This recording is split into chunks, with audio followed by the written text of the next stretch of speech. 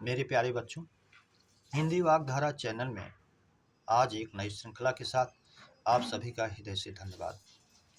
आइए अगली श्रृंखला की शुरुआत करते हैं, लेकिन उसके पहले आप ये जरूर जान लें कि इस श्रृंखला के पूछे गए सारे प्रश्न किसी न किसी परीक्षा में जरूर पूछे गए हैं और आपकी परीक्षाओं के लिए ये बहुत ही उपयोगी होंगे। इसलिए इनका आप शुरू से अंत तक जरूर अध्ययन करें और अध्ययन करने के बाद भी आपको इसका एहसास होगा कि प्रश्न आपके लिए कितने हितकारी हो सकते हैं। आइए इस श्रृंखला के पहले प्रश्न की शुरुआत हम लोग करते हैं। पहला प्रश्न है हमारा, पदावली कीटलता और कीट पताका किस आदि काल के कवि की रचना है? ए विद्यापति, बी अमीर खुसरो, डी नरपत लाल, सी नरपत लाल, डी कोई नहीं। तो कीटलता, कीट पताका और उसके बाद जो है पदावली, ये विद्यापति की रचनाएं हैं, इसलिए विकल्प ए सही हो जाएगा, विद्यापति।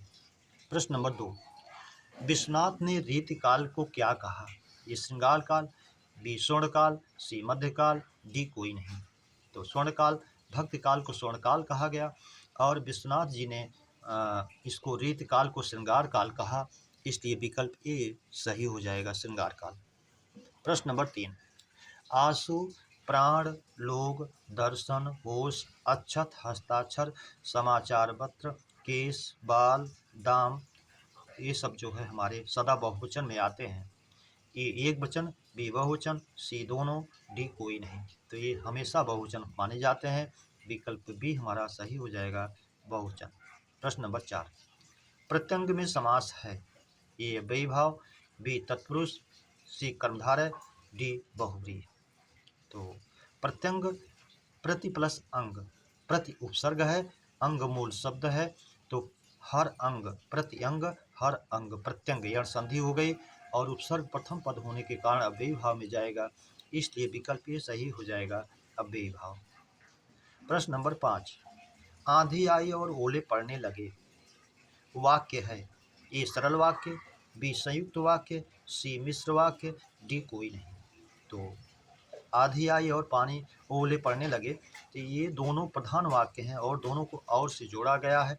और आप जानते हैं, और एवं तथा या अथवा इसलिए अतः फिर भी तो नहीं तो किंतु परंतु लेकिन पर, ये सब जो हैं हमारे संयुक्त वाक्य वाचक हैं, जो दो वाक्यों को जोड़ते हैं, प्रधान वाक्यों को, इसलिए विकल्प भी हमारा सही हो जाएगा, संयुक्त वाक्य। प्रश्न नंबर 6, पुस्तक में संज्ञा है? ए व्यक्तिवाचक, बी जातिवाचक, सी भाववाचक, डी समूहवाचक। पुस्तक में पूछ रहा है, पुस्तक किसी व्यक्तिगत पुस्तक को, रामायण महाभारत या ऐसा कुछ नाम नहीं लिया गया है, कामायनी, तो इस तरह से जो है जातिवाचक है, इसलिए विकल्प भी सही हो जाएगा, जातिवाचक। प्रश्न नंबर 7, हिंदी में पुरुष और वचन, लिंग और कारकों की संख्या है? 4 चीज़ आपसे इकट्ठा पूछा गया है, परीक्षाओं में एक एक करके पूछता है, तो क्रम से आप देख लीजिए। हिंदी अब दिया है 3 2 2 8, 3 3 2 6, सी में दिया है 2 3 4 6, डी में कोई नहीं। तो आप क्रम से देख लीजिए। पुरुष की संख्या आपके पुल्लिंग स्त्रीलिंग 2 होती है, वचन 2 होते हैं, एक वचन बहुवचन, लिंग आपका होता है 2, पुल्लिंग स्त्रीलिंग, पुरुष आपके 3 होते हैं, सॉरी क्षमा कीजिएगा, फिर से आपके उत्तम पुरुष, मध्यम पुरुष और प्रथम पुरुष, 3 पुरुष हो गए, वचन एक वचन बहुवचन, लिंग आपके 2 हो गए, पुल्लिंग स्त्रीलिंग, और कारकों की संख्या आपकी 8 होती है। लेकिन कामता प्रसाद किशोरीदास वाजपेयी ने इसे 6 ही माना है, तो कहीं कहीं 6 भी मिले तो आप जानें, लेकिन प्रायः आपको 8 ही मिलेगा। तो पुरुष की संख्या 3, उत्तम पुरुष, मध्यम पुरुष, प्रथम पुरुष, विकल्प ए में मिला। वचन की संख्या 2, एक वचन बहुवचन, ये भी ए में मिला। लिंग पुल्लिंग स्त्रीलिंग 2, ये भी आपका ए में मिला। और कारक की संख्या 8 होती है, ये भी ए में मिला। तो 3 2 2 8, इसलिए विकल्प ए ही हमारा सही हो जाएगा, 8। प्रश्न नंबर 8, जयशंकर प्रसाद द्वारा रचित कामायनी में कितने सर्ग हैं? ए 12, बी 13, सी 14, डी 15। तो हम जानते हैं कामायनी 15 सर्गों वाला महाकाव्य है, तो इसलिए विकल्प डी हमारा सही हो जाएगा, डी। प्रश्न नंबर 9, कामायनी का प्रथम और अंतिम सर्ग है? ए चिंता आनंद, आशा श्रद्धा, काम वासना, डी कोई नहीं। तो हम जानते हैं कामायनी का पहला सर्ग हमारा चिंता है और अंतिम आनंद है, इसलिए विकल्प ए ही सही हो जाएगा, चिंता और आनंद। प्रश्न नंबर 10, किस संधि में ई उ री ली का असमान स्वर के बाद आने पर ई का या, ऊ का वा, री का रा और ली का ला हो जाता है? गुण स्वर संधि, यण स्वर संधि, वृद्धि स्वर संधि, अयादि स्वर संधि। तो आप जानते हैं इकह स्थाने यण स्याद अचि, इक के स्थान पर यण हो जाता है आगे असमान स्वर के होने पर। तो ई ओ रे ले ली वही बात कह रहा है, ई के स्थान पर कब यण होगा, असमान स्वर के आने पर यण स्वर संधि में, इसलिए विकल्प भी हमारा सही हो जाएगा, यण स्वर संधि। प्रश्न नंबर 11, श्रव प्लस अकह का संधि विच्छेद है? श्रव प्लस अक, श्रु प्लस अक, श्राव प्लस का कोई नहीं। तो ये अयादि स्वर संधि है, ए का अय जिसमें ओ का औ, आई का आय और औ का आव हो जाता है अयादि स्वर संधि में। एचो अय औ आय वह जिसका सूत्र होता है। तो श्रव आव हो गया अक के आने पर, तो श्रावक हो गया, श्रव प्लस अक अयादि स्वर संधि का उदाहरण है, इसलिए विकल्प ए हमारा सही हो जाएगा। प्रश्न नंबर 12, भीड़ में बहुत लोग उपस्थित थे, ये विशेषण है, अनिश्चित संख्यावाचक, परिमाणवाचक, गुणवाचक, कोई नहीं। तो भीड़ में बहुत लोग उपस्थित थे यानी संख्या निश्चित नहीं है, संख्यावाचक तो है, इसलिए अनिश्चित संख्यावाचक विशेषण होगा, विकल्प ए ही हमारा सही हो जाएगा। प्रश्न नंबर 13, द्वार पर कोई आया है में सर्वनाम है, ए निश्चयवाचक, बी अनिश्चयवाचक, सी प्रश्नवाचक, डी संबंधवाचक। द्वार पर कोई आया है ये निश्चित नहीं है कौन आया है, कोई और कुछ जहाँ आता है वो अनिश्चयवाचक सर्वनाम होता है, इसलिए विकल्प भी सही हो जाएगा, अनिश्चयवाचक।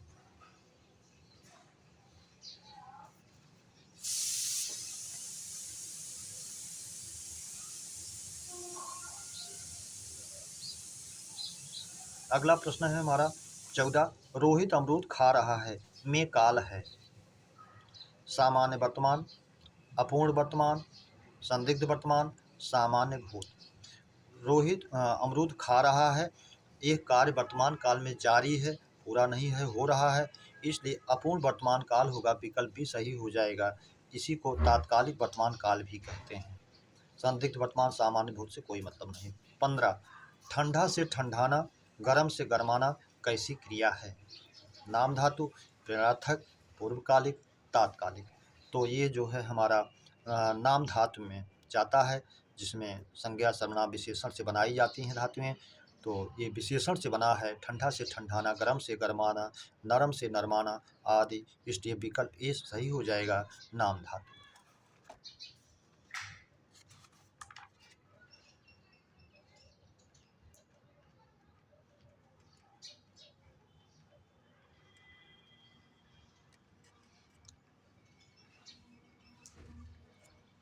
अगला प्रश्न है हमारा प्रश्न नंबर 16, हिनहिनाना, खटखटाना, भिन भिनाना कैसी क्रिया है?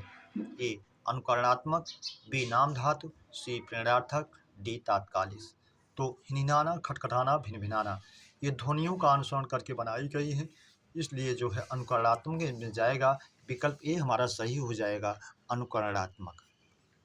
प्रश्न नंबर 17, वह दिन भर पढ़ता रहता है में क्रिया विशेषण है, ए रीतिवाचक, बी परिमाणवाचक, सी कालवाचक, डी स्थानवाचक।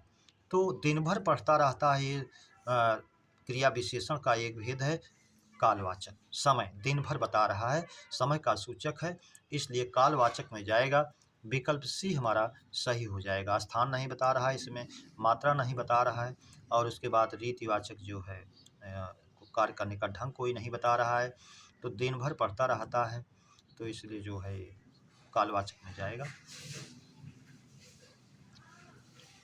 प्रश्न नंबर 18, माँ के लिए दवा लाओ रेखांकित में शब्द है, ए कर्ता कारक, बी कर्म कारक, सी करण कारक, डी संप्रदान कारक।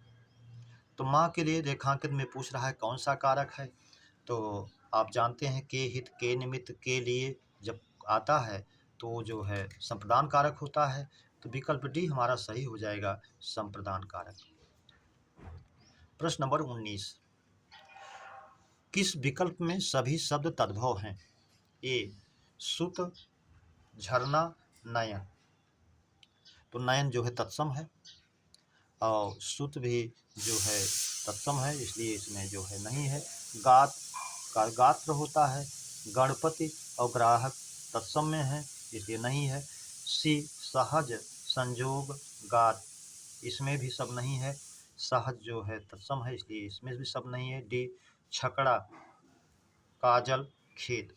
छकड़ा का तत्सम सकट होता है, काजल का कज्जल होता है, खेत का क्षेत्र होता है, इसलिए तीनों इसमें तद्भव हैं। विकल्प डी हमारा सही हो जाएगा, छकड़ा, काजल और खेत, इसलिए ही हो जाएगा। प्रश्न नंबर 20, निम्न में कौन शब्द तद्भव है?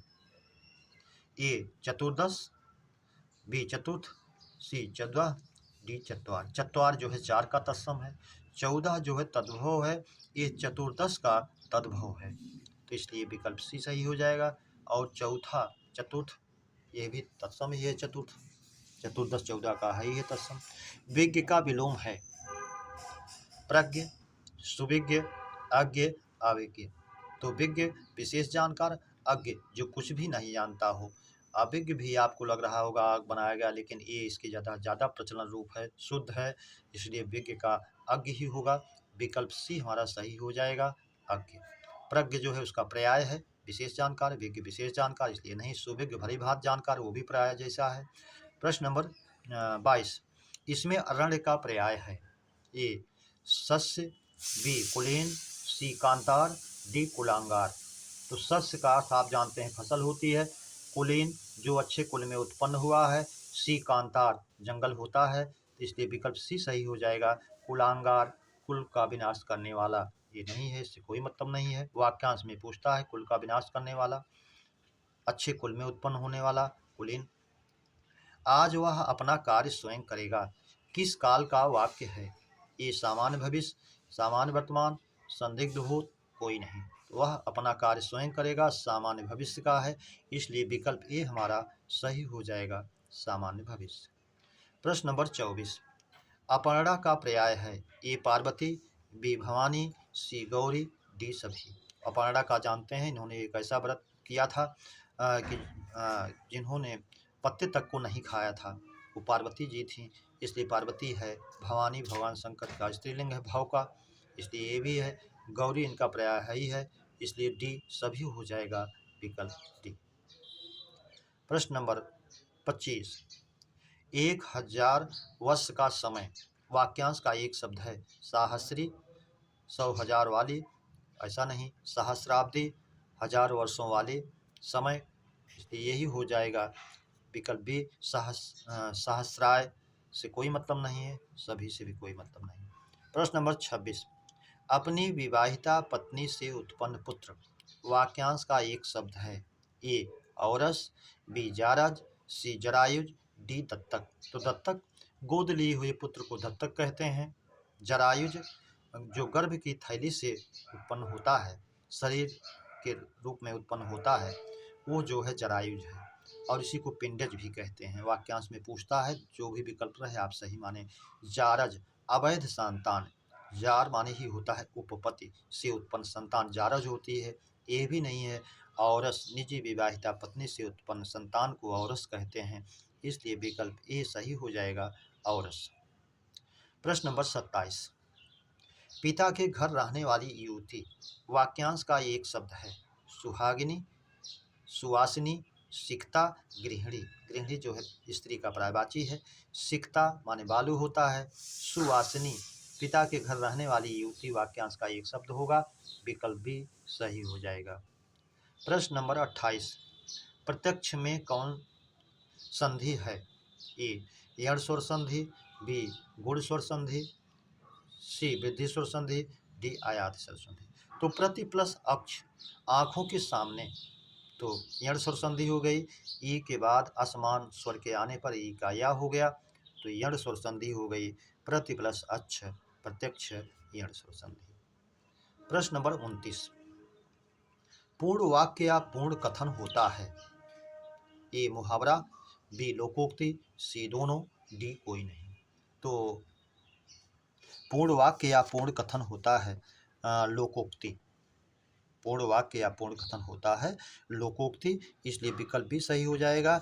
जिसका अंत ना पर होता है वो मुहावरा होता है, तो इसमें ना नहीं है, इसलिए जो है इसमें लोकोक्तियों में ना नहीं होता, पूर्ण वाक्य उपवाक्य होता है, इसलिए लोकोक्ति हो जाएगा।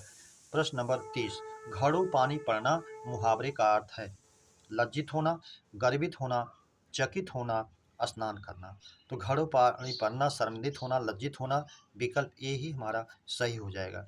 अगला प्रश्न नंबर 31, विहंगम दृष्टि या विहंगमा अवलोकन का अर्थ है? आप कहते हैं परीक्षा नज़दीक है, विहंगम दृष्टि से दोहरा लीजिए अपना कोर्स, यानी सरसरी निगाह से अपना दोहरा लीजिए। तो सरसरी नज़र, पक्षी दृष्टि, सीधी दृष्टि, सभी। तो विहंगम दृष्टि, विहंगम माने पक्षी होता है, पक्षियों वाली दृष्टि, या विहंगमा अवलोकन, पक्षियों की तरह अवलोकन कर लीजिए। तो सरसरी नज़र हो जाता है, जल्दी जल्दी दोहरा लो, सरसरी नज़र से दोहरा लो, विकल्प ए ही हमारा सही हो जाएगा, सरसरी नज़र।